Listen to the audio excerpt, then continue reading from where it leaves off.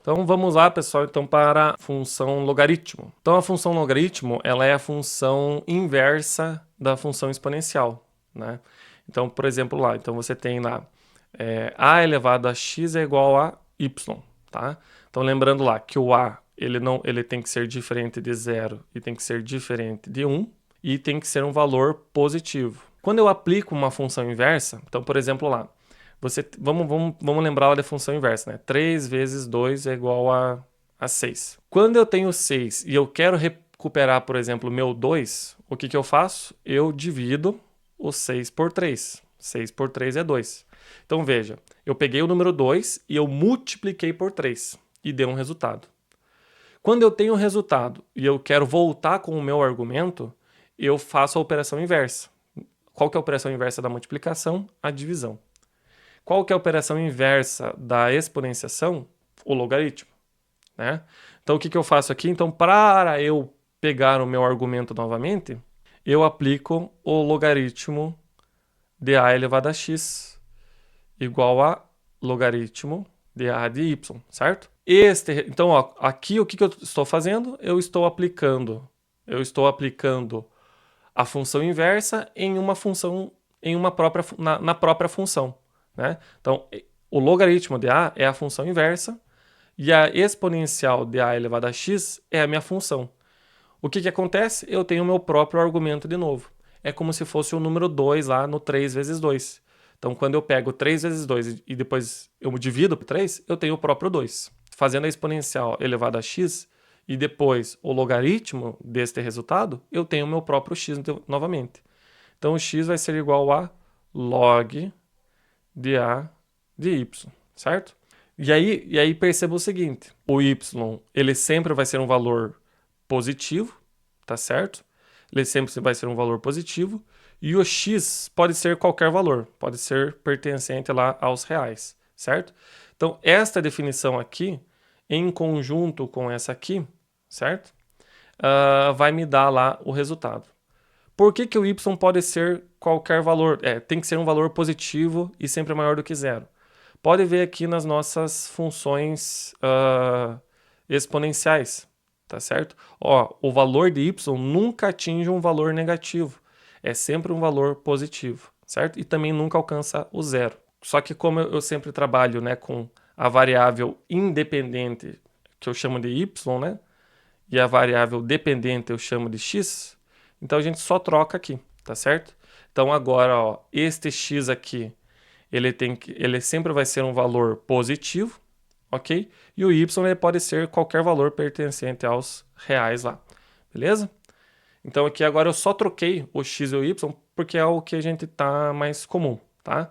Então perceba que no gráfico de uma exponencial, ó, veja que o meu argumento, a minha variável independente, tá vendo que ele só pega um valor positivo, ok? E o valor do y é um valor que pode ser qualquer valor real, tá? Então, esse aqui é o nosso domínio, então é sempre um valor positivo, o nosso domínio. E agora o nosso contradomínio, perdão, a nossa imagem é também qualquer valor real lá, tá certo? Vocês podem ter notado aqui, né, um ln de x, tá? O ln de x é um logaritmo bastante especial e ele vai ser bastante útil lá quando a gente for trabalhar com derivada, que é o logaritmo neperiano, tá? Então, o logaritmo neperiano, que é o ln, tá? Isso aqui é a mesma coisa que logaritmo na base e, tá certo? Então, é a mesma operação. Então, a gente escreve mais rapidamente, né? ln do que escrever log na base e. Então, por que é tão especial esse ln? Por que a gente, sempre que a gente for tirar logaritmo de alguma coisa, a gente sempre vai utilizar o logaritmo neperiano, tá? Porque a derivada de ln de x é sempre 1 sobre x, ok? E aí isso acaba simplificando bastante lá a nossa vida, tá? Porque a derivada de log de x na base a é 1 sobre x ln de a, tá? Então, para a gente nunca ficar carregando esse termo aqui, a gente utiliza apenas ln de x sempre lá como logaritmo. Então, exemplos resolvidos, calcule o valor de y. Então, y é igual a ln de e ao quadrado. Esse é ao quadrado, né? Veja que a base é o número de Euler, tá? E aqui no nosso argumento tem o número de Euler elevado ao quadrado, tá? Pela propriedade lá do logaritmo, esse 2 aqui cai, ok? Então ele cai e fica 2 vezes ln de e. ln de e é 1, porque eu tenho o meu argumento igual à nossa base, ok? Então fica apenas no 2, tá? Valor 2 lá. Letra B. Então vamos calcular agora esta função aqui. Então ln de x ao quadrado menos 3 sobre cosseno de x, tá? Então como aqui tem uma divisão, então vai aparecer um menos aqui, ok? Vai aparecer um menos. Então ln de x ao quadrado menos 3 e ln de cosseno de x, tá certo? Então como aqui é uma divisão, eu separo este valor menos este valor aqui, o denominador, tá? Então é sempre o logaritmo do numerador menos o logaritmo do denominador. Essa expressão aqui, tá? Então é o máximo que a gente consegue fazer por enquanto. Vamos lá agora para essa aqui. Logaritmo de 4x ao cubo sobre raiz cúbica de 2a elevado ao quadrado. Então como aqui eu tenho uma divisão, então eu separo o numerador com o denominador por um sinal de menos, né?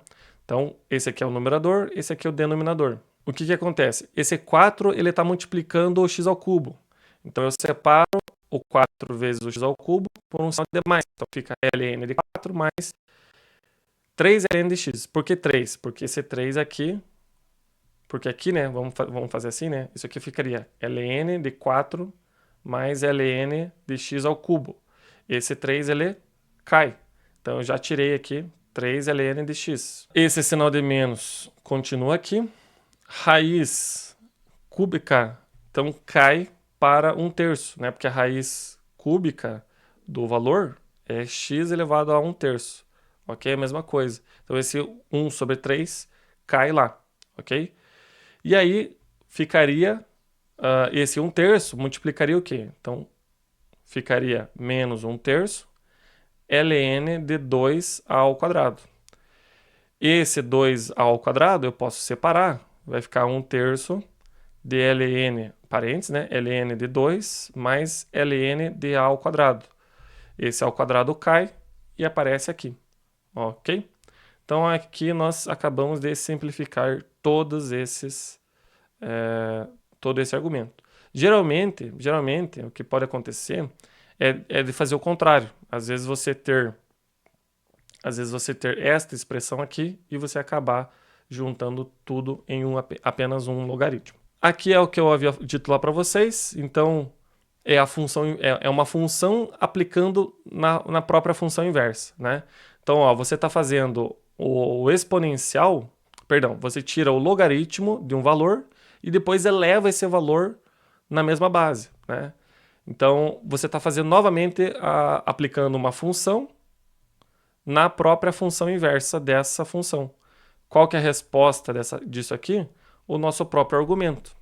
É aquela história lá do 3 vezes 2 e depois eu divido por 3 de novo. 3 vezes 2 e depois dividir pelo próprio 3 é o próprio 2. Ou seja, se eu multiplicar um número x e depois dividir pelo mesmo número, eu vou ter o nosso próprio x. É a mesma coisa aqui.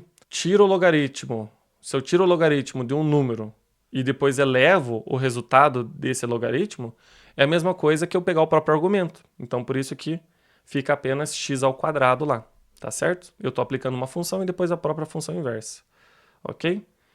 Então aqui tem os exercícios propostos, tá?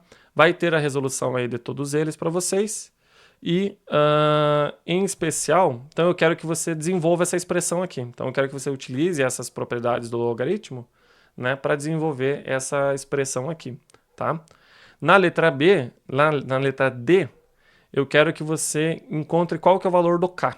Então você vai escrever o valor do K em função do A e do B, beleza? Então você vai manipular essa equação aqui, você vai manipular essa equação para me dizer qual que é o valor do K, ok? Então é só isolar o K, só isolar o K.